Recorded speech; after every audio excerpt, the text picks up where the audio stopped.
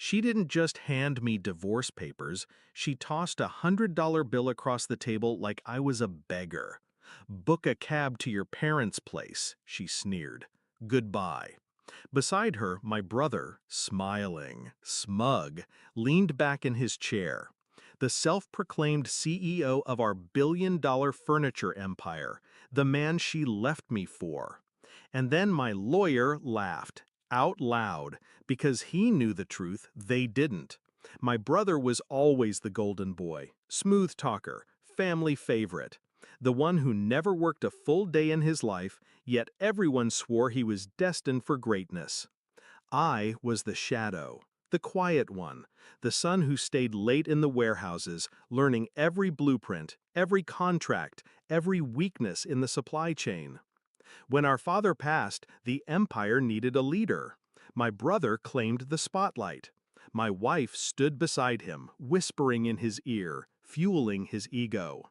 And me, I stayed silent, because real power doesn't brag. Real power waits. The first betrayal was her absence, missed anniversaries, excuses, late nights she spent helping him with strategy. Then came the slips, the cologne that wasn't mine, the calls that ended too quickly, the way she stopped meeting my eyes at breakfast. I didn't confront, didn't rage, I observed.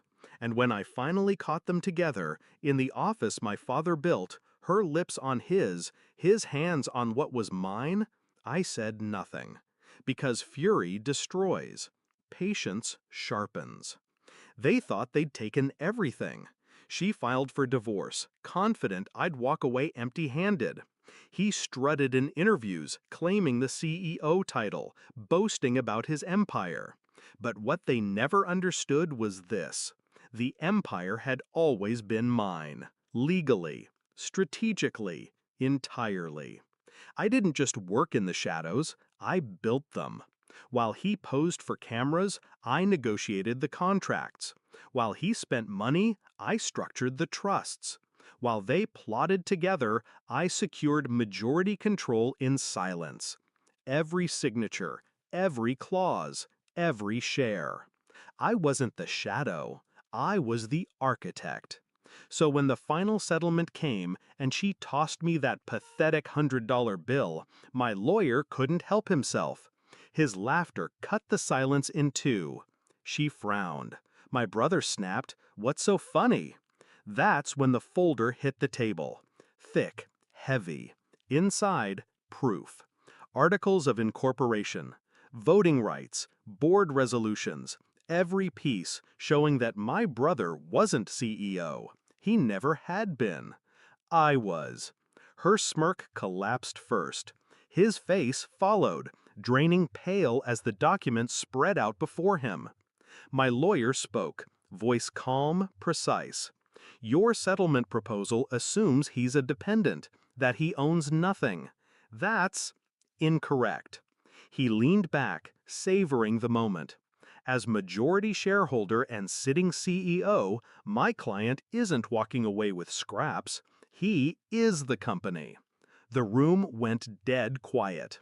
My brother tried to recover, stammered something about a mistake, about Dad's wishes.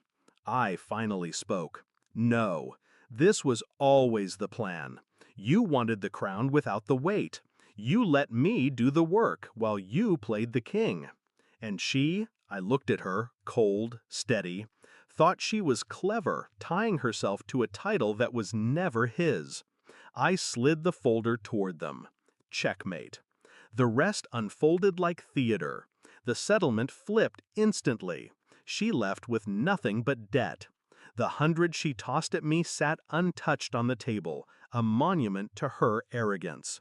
My brother, forced off the board, stripped of power, his name erased from the press releases he once adored. The empire didn't crumble, it thrived, because it had always been mine. They just hadn't realized until it was too late. I walked out of that room without looking back, not because I didn't want to see their faces collapse further, but because I didn't need to. Revenge isn't about spectacle, it's about precision. It's about letting your betrayers write their own downfall while you hold the pen. She thought I'd be humiliated. He thought he'd stolen my crown. But when the dust settled, the truth was simple. They'd betrayed a man who'd already won. Now, when I sit in the boardroom, I see their ghosts. Her smirk, his swagger, both illusions, both broken. And I remember the lesson they taught me without realizing it. Never announce power. Never flaunt it. Control isn't declared. It's revealed at the exact moment it destroys your enemies. So when my lawyer laughed that day, it wasn't just at their stupidity, it was at the inevitability, because they were already finished the moment they believed the empire wasn't mine.